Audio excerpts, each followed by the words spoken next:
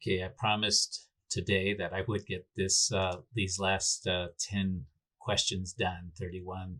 It's actually 31 through 38 now. I removed three of the questions that were clearly from 12.4. We're not doing 12.4. It's not on the test. So uh, I'm not. Don't worry about those. So they used to be question 32, 33, and 34. I took them out.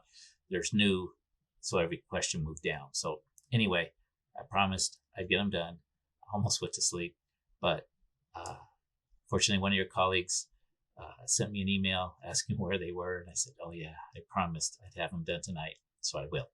So let's get started here on 31 on the test review. Let's see here we go. Get my drawing utensils here, and we'll just make it through. Okay, so the following graph shows a graph. Okay, when to the nearest year was the rate of infection largest? Affected in millions, and another epidemic. It's probably were around way before this year, but anyway, was the rate, when was to the nearest year the rate of new infection the largest? What they're asking is when's the inflection point, because that's going to be the largest. So notice this curve is concave up in this portion. It's kind of got this sort of a shape, not quite so much, but so it's coming up. And then what we're going to have to do is just eyeball. This is a concave down. So where does it change from concave up to concave down? Probably close to 5. I've looked up the answer, but not quite 5. It's probably closer to about here. Now, how could we really know this? We just got to kind of eyeball and get us as close as we can. So it's year 6, and I checked the answer. That's the answer they have. But what we're looking for is the inflection point. Some graphs would give it to us a little clearer, but it's definitely not down in here. It'd be nice if they accept sort of a range of answers, but yeah, 6 is by eyeballing it about the best we can do. Okay, year 6. And I'll show you, I've got the key here, so I'm checking what they've got as well. But this is just to eyeball that one. Okay, 32. This is a related rates problem. This will come from 12.5. Circular puddle growing at a rate of 10 centimeters per second. The radius is growing at that. So circular puddle, radius, we've got a rate of the radius. How fast is the area growing? And so for a circle, the radius is changing at one rate. How does that affect the area of the circle? So we have to know the area of a circle is pi r squared. What we know is this rate is a derivative, and it's happening over time. So remember, in this case, this is a third variable, time. So we want to take implicit derivatives. What they gave us up here was the rate derivative of r, the radius, with respect to time. Okay, and what the question is asking, how fast is the area growing? Well, that's the derivative of area with respect to time. So we take our objective function, or the part that the function that relates the rates. Okay, and then we take its derivative. So the derivative of area is the derivative of a with respect to t. Remember that invisible variable of t is there. The 2 comes down. We're going to take the derivative of this side. Pi is just a constant, so the derivative of r squared is 2r. I'll tack the pi on the end. It just seems better. And when you subtract 1 from 2, you get 1. So 2r pi. This is, and then what did we do? We took the derivative of r with respect to time. I think we may have done this one, but how fast is the area growing at the instant when the radius is 20 centimeters? So now we have something we can plug in for r. We know what this is. That's the 10 centimeters. And so then when we solve, we'll have our dA dt is equal to 2 times 20. That's what we get from up here. Pi, dr dt is 10 times 10. Multiply it all together, it looks like we're getting it. Actually 20 times 20 is 400 pi, which we could put here, but they want it to the nearest integer. So they're going to want us to multiply by pi. And let me find my calculator here, because I do want to be able to match the answers. Here we go.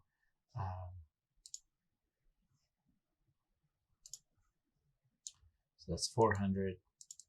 Oops, I gotta get here, clear. 400 pi. And so it's 1,256, but that'll get rounded up to 257, right? Because a 6 rounds up. 1257.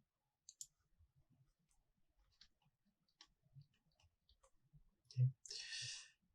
This B part is very similar, but the area is growing at the instant when it equals 4 square centimeters. Square centimeters, that's an area.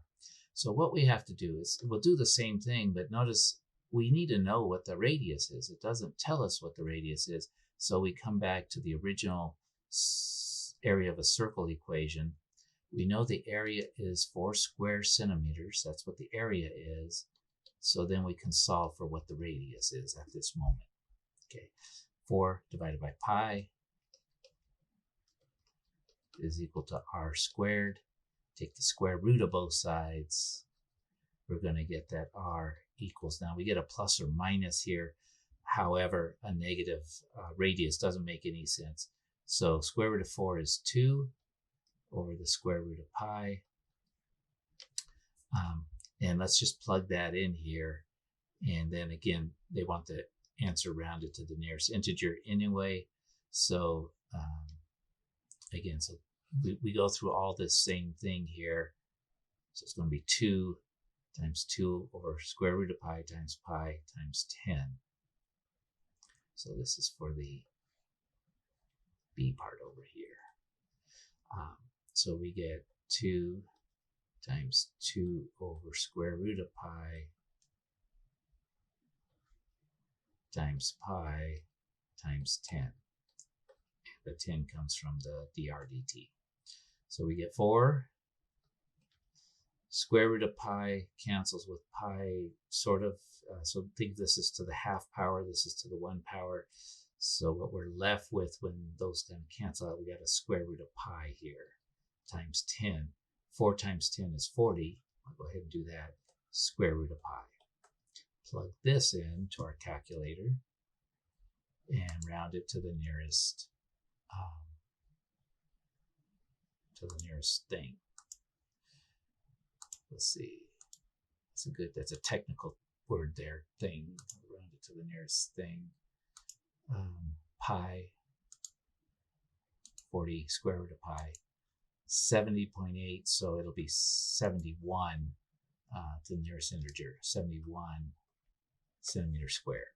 And again, we'll take a quick look, because if I don't get it right, you're not going to get it right. So 1257 and 71. Wow, 1257, 71. I'm red hot and rolling tonight. Okay, 33. Also a related rates type problem, but this with volume. And again, you won't have to memorize this formula. If we're going to give you a question like this, we'd give you this formula. Area of a circle, we do expect you to remember. Okay, so flimsy spherical balloon is designed to pop at the instant its radius reaches 8 centimeters. Assuming the balloon is filled with helium at a rate of 17 cubic centimeters per second, so that is a volume, a rate of change of volume, that is a dV dt. So you see, this is the most important part you're learning, is when they give you numbers, what are those numbers? That is a derivative. A rate of change is a derivative. Okay. Calculate how fast the radius is growing. So that how fast the radius is growing, that's a dr dt. right? Start seeing these radius, that's a derivative. At the instant, it pops. So it pops, well, when is it going to pop? When it reaches 8 centimeters. But how fast was it going? So again, we just take our formula, 4/3 pi r cubed. We're going to take the derivative, implicit derivatives. So this is dv dt. They give us that. That's 17, right? So that's going to get filled in with a number. This is 4/3. And then again, we get this 3 coming down because we're going to take the derivative of r. 4/3 and pi are both constants. So the 3 comes down. So we're going to multiply by 3. We get r to the second power, right? 3 minus 1. And then we've got this pi hanging out back here. The 3's will cancel out, be a factor of 1. And they told us the radius is 8 because it's just about to pop, right? So they told us r is 8. What we need to find is the part I forgot to write down. We took the derivative of r with respect to t. Okay, so let's clean this up a little bit. dv dt is 17. Canceled out these 3, so we just got 4. We've got 4 pi r squared. Well, r is 8 though. Squared. And then dr dt is right there. That's what we're solving for. That's what the question's about. Okay, so this is kind of like when we were doing implicits. We'll get a number here. We've got to divide 17 by whatever this number is. 8 squared is 64. 64 times 4, I should know that, 256. Let's see if I'm right. That was just like I pulled it out of the air. 64 times 4. So that's why I don't trust it's 256. Sometimes you just, should trust that inner voice. But I find that checking it with a calculator is the best way to demonstrate trust. Okay, so then we divide both sides by 256 pi.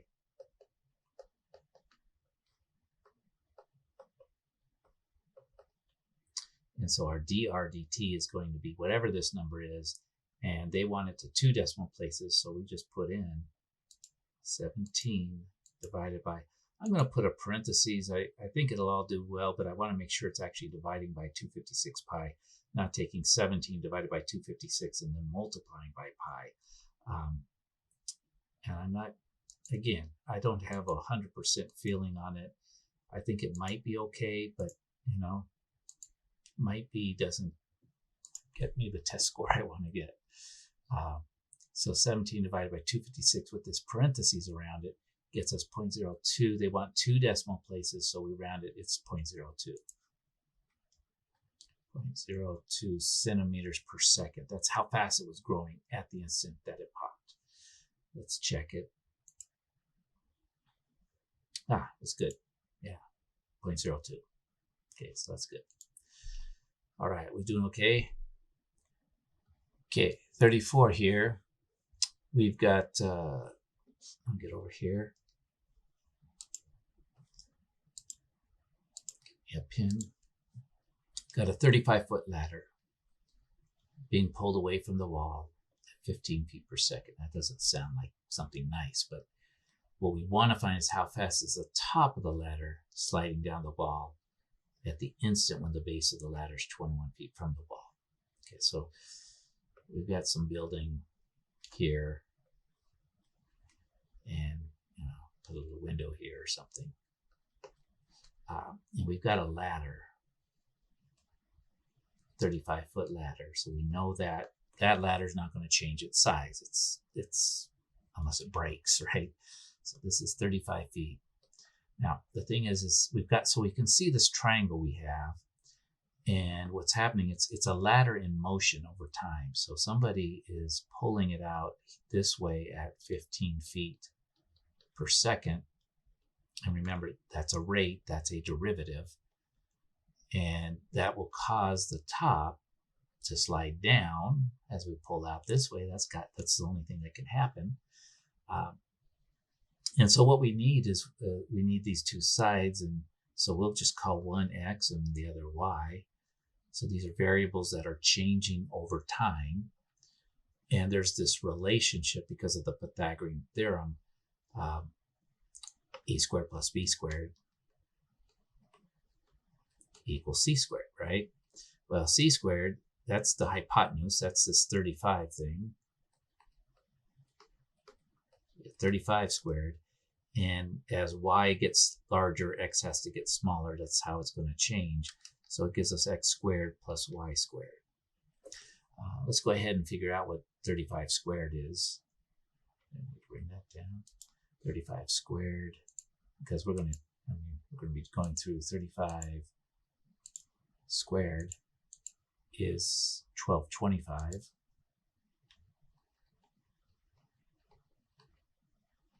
Maybe we don't really need it. Maybe we do. And this is x squared plus y squared.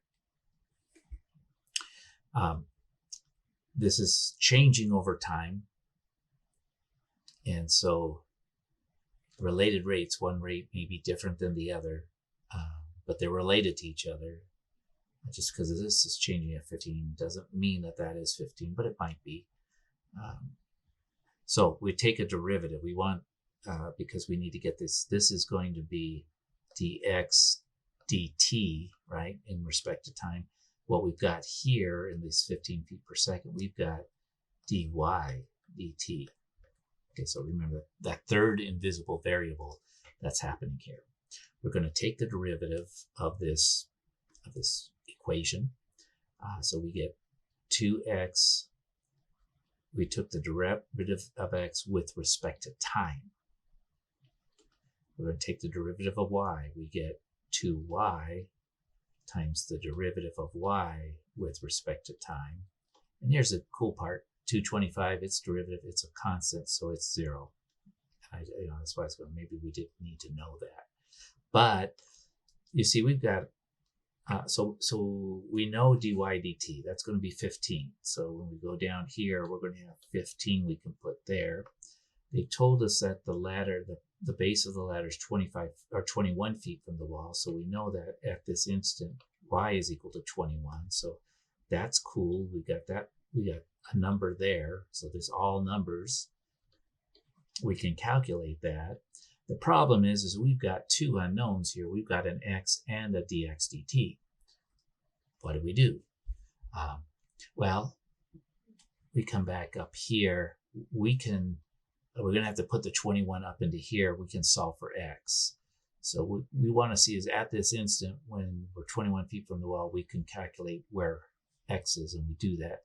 So we get x squared plus y squared, which is 21 squared, right, equals 35 squared, which is 1225.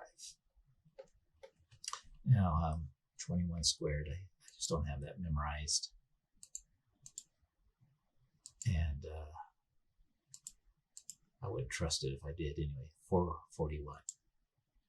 So this is 441. X squared plus 441 equals 1225. Subtract 441. And if you were in the number patterns, this might be like one of those Pythagorean triplets that, and we'll see. It probably comes out to an integer value, I hope. It kind of makes it nicer. 1225 minus 441. 1225 minus 441. We got that. 784. And we're going to have to take its square root, because we just want to know what x is, not what x squared is. Square root of 784. Let me just type it in there. It's probably the fastest way to get it. 28. I told you. I knew it was coming. I wouldn't have known it. I should have maybe, So this is 28. 28, 21, 28, 35. There's your another Pythagorean theorem for the books. Pythagorean triple. So we got 2 times 28 here. And now we'll be able to solve for dx dt. That's the whole thing we're trying to do here. Get the calculator out again, because we've got a lot of multiplying to do. And we'll keep moving. Okay, so we got 2 times 21 times 15. Multiply all those together, we get 630. 2 times 28, I should do that in my head. That's 40, 56. Let me just do it. I'm not feeling, yeah, it's 56. I'm not feeling the confidence right now, so I don't want to. So we bring this 630 over here, right? I'm going to get a negative number, but it's coming down the wall, so it should be negative. It's getting smaller. Okay, so minus 630. But that threw me off a bit. I go, how do I get negative? 56 dx dt equals negative 630, and then we divide by 56.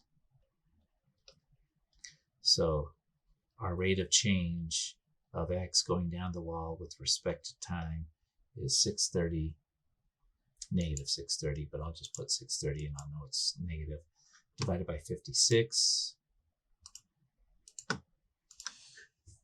11.25 feet per second. So not quite as fast as it's being pulled away from the wall, but still, I don't know that I'd want to be at the top of the ladder while someone's pulling this down. And this is going to be feet per second, right? 11.25. They don't say, but yeah, 11.25. Let's just do a check since we got it all up here. 11.25. And just to, it took me, I actually did a pause, had to delete some of this video and go back because I got to a dead end. Maybe I should have shown that, but it took me a while to come up that we're going to need to do this because I was trying to do it with static numbers already in there. But both x and y are changing variables. Okay.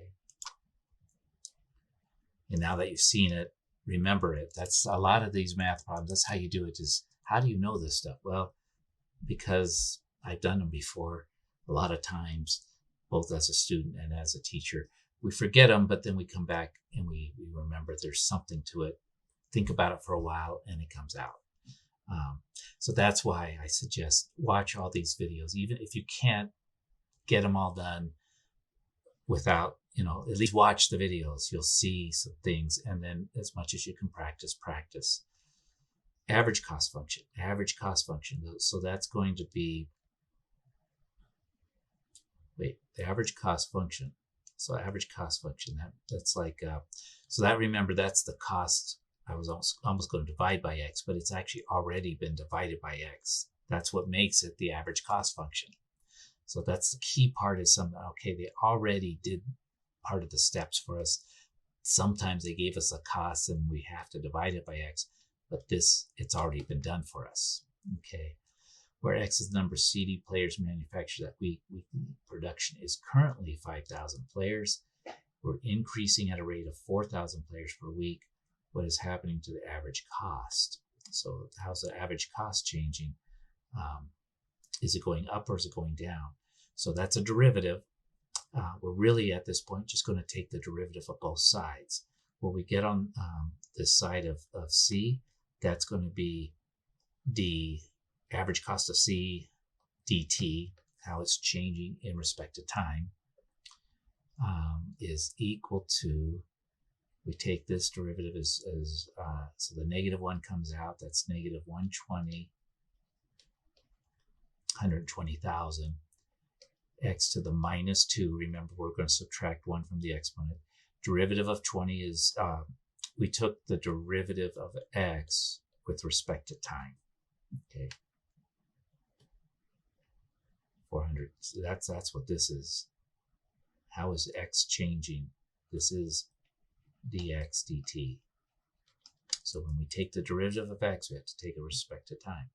Derivative of 20, gone, it's 0. Derivative of 0.004x, well, that's going to be plus 0.0004. Derivative of x would be x to the 0, but again, we also took the derivative of x with respect to time. So we're supposed to change, we're supposed to figure out this. This is telling us X is currently 5,000 everywhere we see an X. Well, actually, there's only one place. We put the 5,000 in there. And everywhere we see a dx dt, we put the 400. And then we just calculate. Okay, so we're gonna do that. Negative 1,200 X, so that's 5,000 to the minus squared. 400 is dx dt is 400. Put that there. And then this is 0.0004 times 400. And let's just calculate this whole thing. And that's going to be the change in the average rate over time. And that's what we're looking for. So let's pull up the calculator, see if it can handle this. Let's clear this out. It's just too much stuff going on.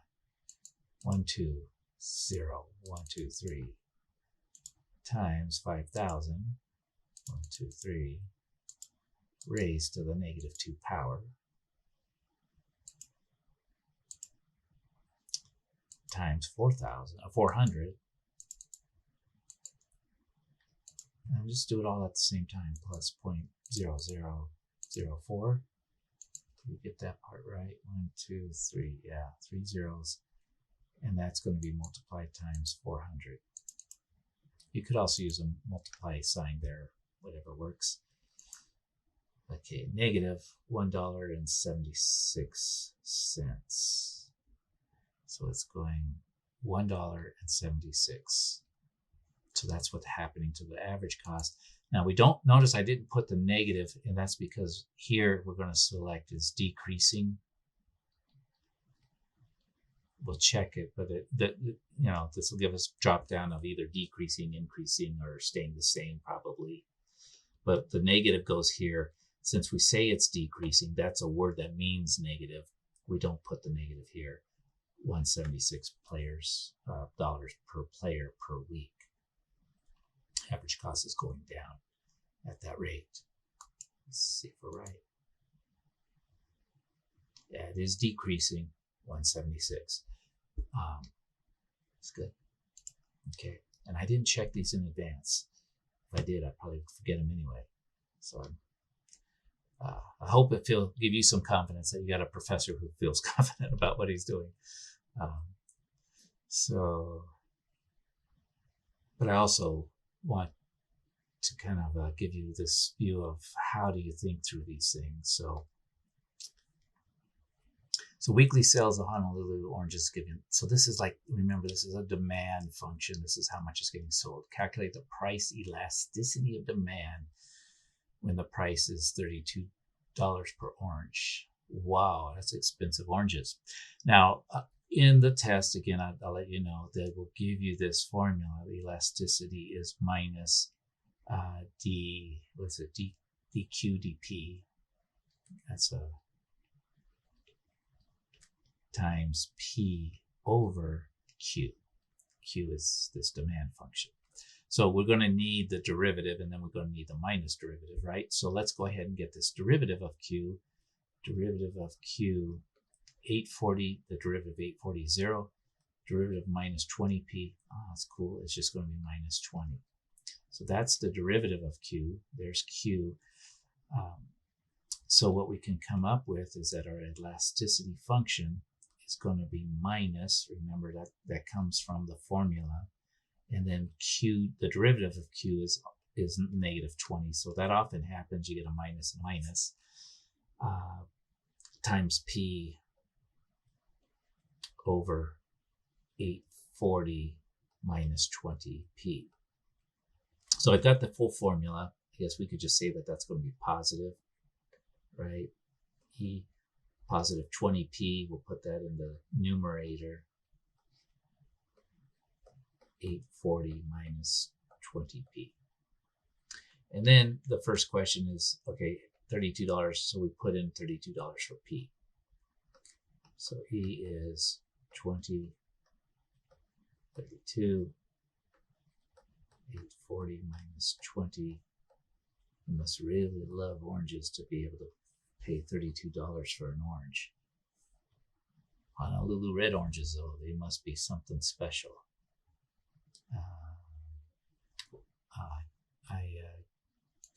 I closed my calculator. Why would I do such a thing when I know I'm going to need it again, right? Okay, there we go. We got it.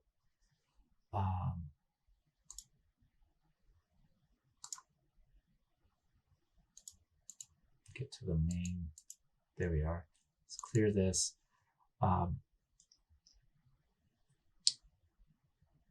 Again, I'll show you this. If you do the alpha F1, you can put a fraction template.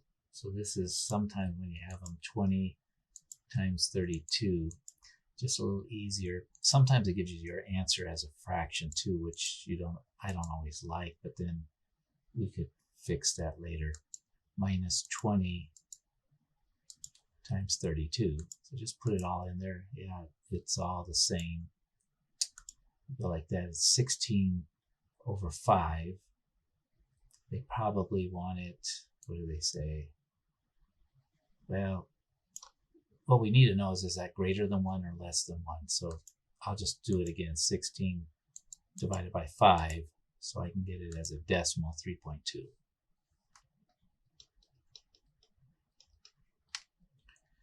So now, what do we say about this? Demand is going which way? Well,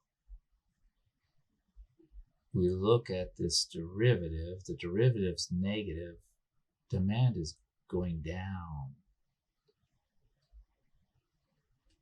by 3.2%. That's why we want it as a decimal. 3.2% per 100 or per 1% increase in price. You increase the price by 1%, it's dropping a lot more, right, at this rate. So now we want to calculate the price that gives a maximum weekly revenue. So that's what we want to do again, is we maximize revenue when E is 1. So that's why we've got, come back here and we'll take this. So demand's going down. Why? Again, we look at the derivative itself.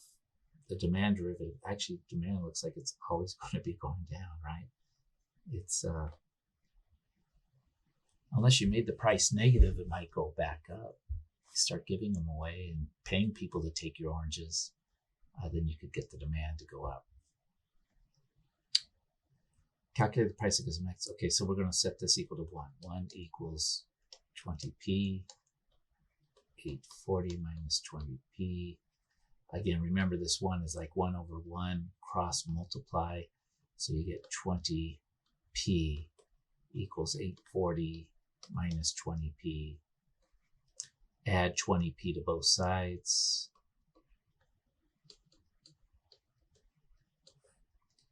840 equals 40p. Divide both sides by 40.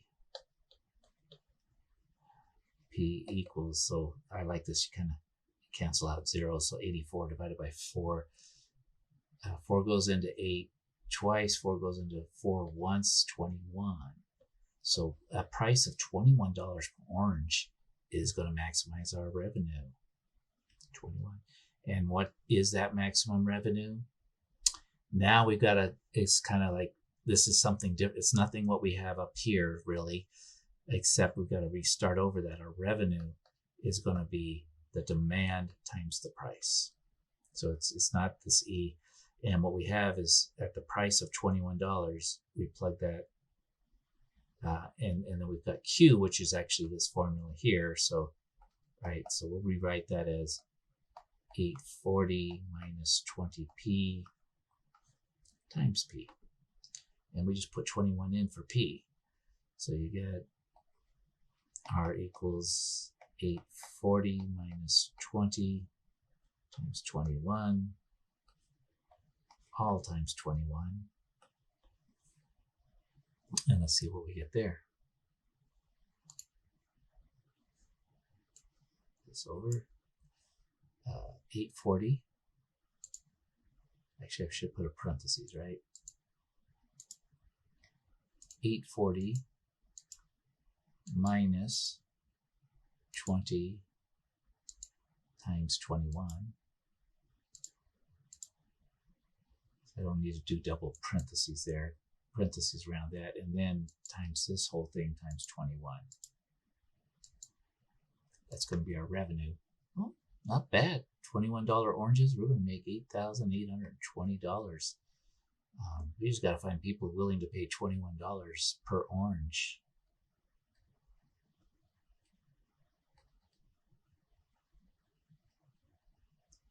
That's what the salespeople do, is, convince them that this orange will make you live, it'll add 5 years to your life. Everyone will buy them, right? Okay, that's it. And then again, let's check it. I'll get a habit of doing this. So this is 3.2. That's what we had. It's going down by 3.2% per 1%. $21 is at 8,820. All the same answers we got. So, and this is showing you, when I first going through teaching these again, knew I was slower. I wasn't making the right. But now that we've gone through these again and again, and I mean, it's refreshed it for me. I would do better on this test now than if I would have just taken it at the beginning part. And I haven't been checking. I hope my head's not getting in the way of anything. We'll just I think I'm okay there. Okay. So, okay, losing money. I'll let you read all this. So, okay, here's a demand function for t-shirts. Okay, as long as we sell a price between $9 to $15. Collect the t-shirts chart in Q is the number it can sell at each of the flea markets. So obtain a formula for the price elasticity of demand. Price elasticity of demand, just like the last one, remember, E equals minus dq dp. Thing is if you write this out enough times, you'll just remember it when you need it. This is going to be P over Q. And then what we're going to do, so we're going to need this derivative, right? We're going to need the derivative of Q. So we're going to get that. And we'll write it here, derivative of Q. The 2 comes down. 2 times negative 2 is negative 4. P to the 1 power. Take the derivative of P here. So it's going to be just 33 plus 33.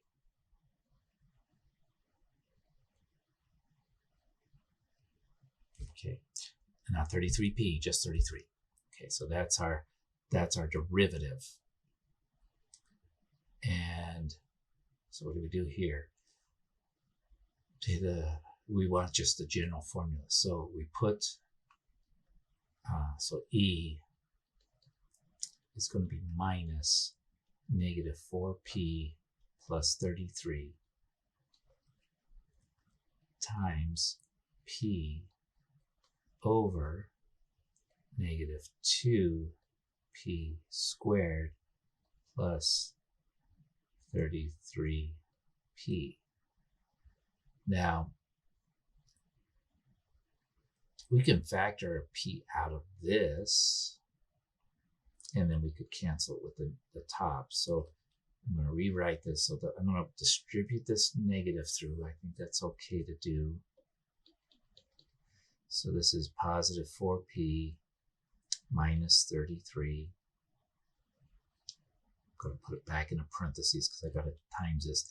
This p I'm going to have cancel out, but what's in the denominator is going to be, again, since I've got a negative here, I'm going to move that to the back. So I'm going to go 33 minus 2p, and then I'm going to factor a p out here. There's this p and that p cancel. So I can put this in the top. So the final thing, I think we may have done this as a homework problem as well. And you'll see that doing the homework really does help out. 4p minus 33 over 33 minus 2p. Okay, these numbers might be different, or they might be the same. So I won't rewrite it, but that's what you would put up here. Compute the elasticity of demand if the price is $10. So we'll put in 10 for each of the p's. And I'll just do that over here. So we get 40 times 10 minus 33, and 33 minus 2 times 10. So this is 40 minus 33. And this is 33 minus 20. This up in the top, the numerator is going to be 7. Down in the denominator, that's 7. No, that's 13. That's 13. 7/13. Round to 2 decimal places.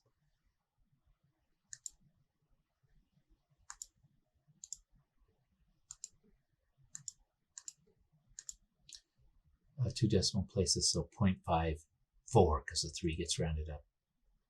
0.54. So is the demand going up or down?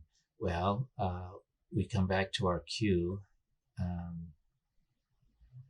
at $10. Q prime of $10. We get negative 4 times 10 plus 33. That's 40. Negative 40 plus 33. That's a negative number. It's going down. This demand is going down because the derivative of the demand is negative. That means slopes downward, okay, by negative 7, by about, but the percentage comes right from the elasticity. That's what the elasticity is going down. And notice when the elasticity is below 1%, it's not changing as much. It's, go down 1% in price, but your demand doesn't go down by 1%. It goes down less than that. That's called inelastic, right? How much should the physics club charge to maximize? That's when we set our, where is it? We see this guy, the elasticity function. We set that equal to 1 and solve for P. And that'll tell us the price that we will maximize profit at. And again, how do we know all this works? It does work as long as this is really the demand function. And where does that demand function come? It comes from business data. You sell on different days, you keep track, change the price to this, that, how many I sell. This is how we get these functions. It's based on data. Again, old data, things could change, It could get real cold tomorrow. Nobody wants a t-shirt. Or real hot and everybody wants one. So these just give us a way of predicting. It's not a guarantee. There's very few guarantees in life. So we do our cross multiply thing. 4p minus 33 equals 33 minus 2p. We add 2p to both sides, and we add 33 to both sides at the same time, just to kind of keep us moving. And so we're adding 2p. So we get 6p equals 66. Looks like about $11, right? Divide both sides by 6, a price of $11, we should maximize our daily revenue. Now, what will that revenue be? Again, revenue is demand times price, how much we sell times what we charge. That's revenue. And so we haven't really dealt with it directly here, but that's going to be Q times P. What is Q? We've got to get our function. Again, we're going back to the original. So we have minus 2p squared plus 33p. That's what Q is, times P. And then we can plug in 11 for all those P's. We could also,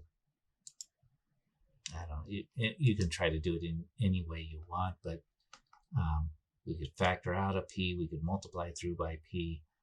Let's just multiply through by P. Minus 2p cubed plus 33p squared. Now let's put 11s in for all of that.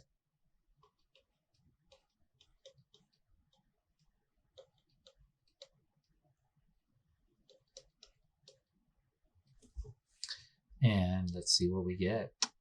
Charging $11 per t-shirt.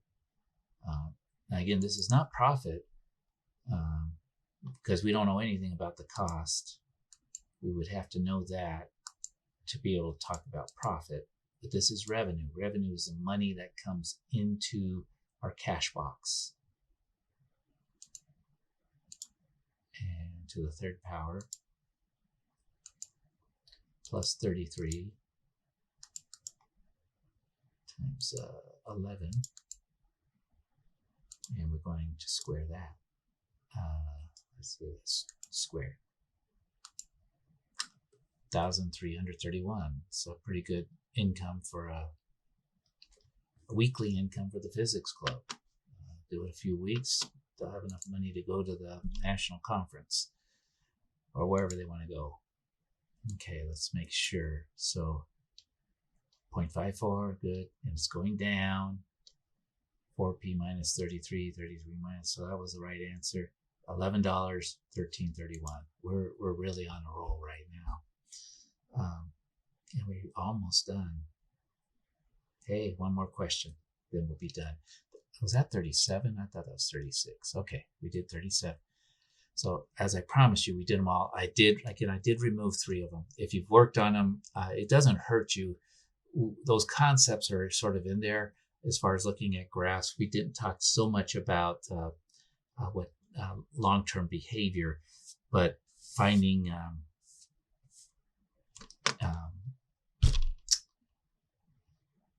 where the concavity changes, inflection points, and maximum minimums. We do that, but let's go to this last one then, and we'll call it a night. So we have this study. We've got a demand equation, and it's enrollment in college, and P is the average annual tuition. So the study found the average tuition charged by universities collected was $3,100. What is the corresponding price elasticity of demand? So found that the average tuition charged by universities and colleges was that.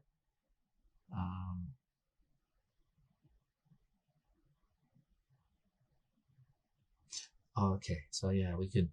So that's the price. That's the average price, at least. So we're going to plug that in for P. I was getting stuck here, but we need the function.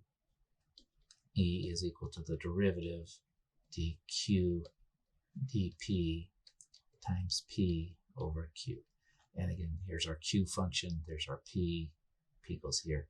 And so we need our derivative of Q. Let's do that over here. It's not going to be too bad. 10,200, that derivative is 0 because it's a constant. Derivative of the back part is pretty good. It's minus 2.4. So notice this derivative is always decreasing,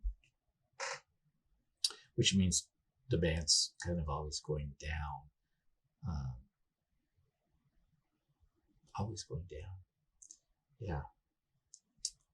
Okay, so elasticity of demand minus from the formula, minus 2.4 from the derivative. And I apologize if I caused any confusion, but it is something I struggle with is the negatives. I have to go slow enough to make sure I'm getting them all taken care of. We get this P here, and then we're dividing by Q, which we'll use the equation part of Q. So that's going to be 10,200 minus 2.4 P. And so minus a minus is a plus. So E is just going to be 2.4 P over 10,200 minus 2.4 P. And then what is P? At least for, if we look at average price, it's 3,110. So this will tell us the whether it's elastic or inelastic, right? So E is going to be 2.4 times 3,100, 10,200 minus 2.4 times 3,100. And again, I'll just put that all into the trusty calculator. I'm going to just use parentheses this time. So I'm going to go with parentheses 2.4 times 3,100, close the parentheses, and then I'm going to divide by parentheses 10,200 subtract 2.4 times 3,100. Close the parentheses, so the top, the bottom's all taken care of. Should give me the answer right as it is. Should be telling us that E is equal to 2 decimal places, right? 6.9, so the 9 gets rounded up. When 9 gets rounded up, so does the next partner. So 2.70 is the answer we're supposed to put in here. 2.70. That is bigger than 1, which makes it elastic. Should colleges charge more or less on average to maximize revenue? They should actually, so the deal is,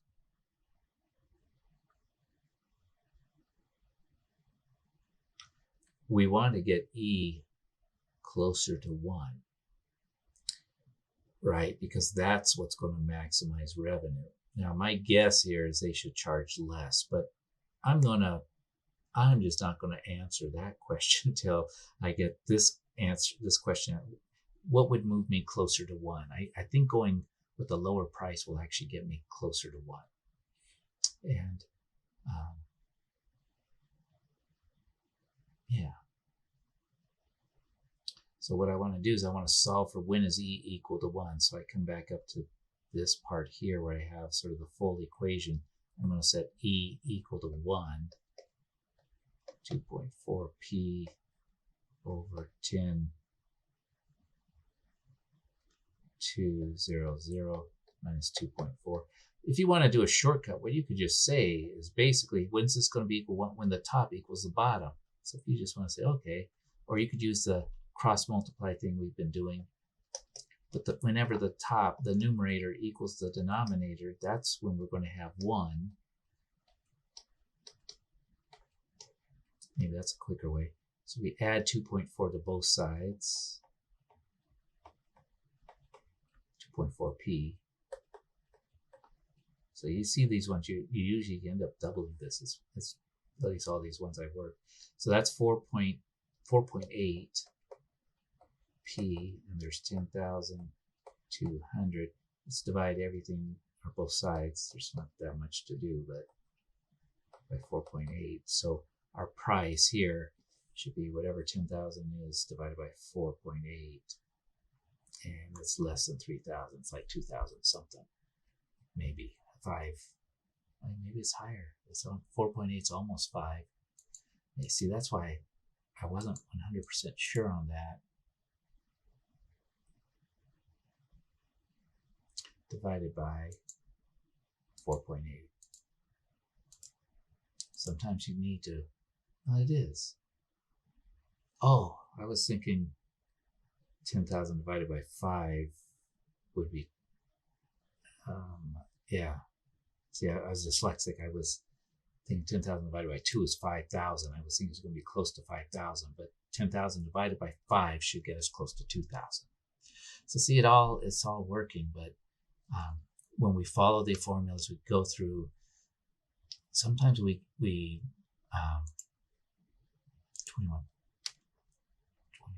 25, we confirm, and sometimes we don't, but I feel more confident. So they need to charge less.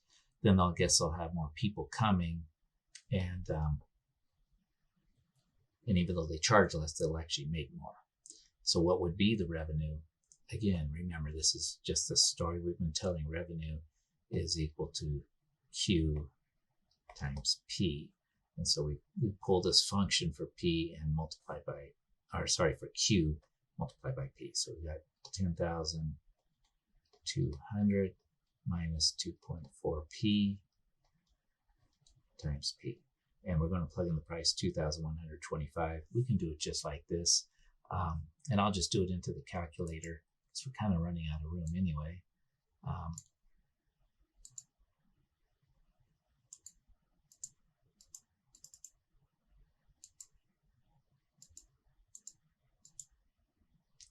Times 2125. And And I'm going to just hit enter, and then I'll multiply it by 225 because I didn't put a parentheses. So sometimes if you do that, you just, okay, enter, there it is. Now I'm just going to multiply. So now it brings back the answer, 2125. Whoa, that's a million? That's $10 million. But again, that's just revenue.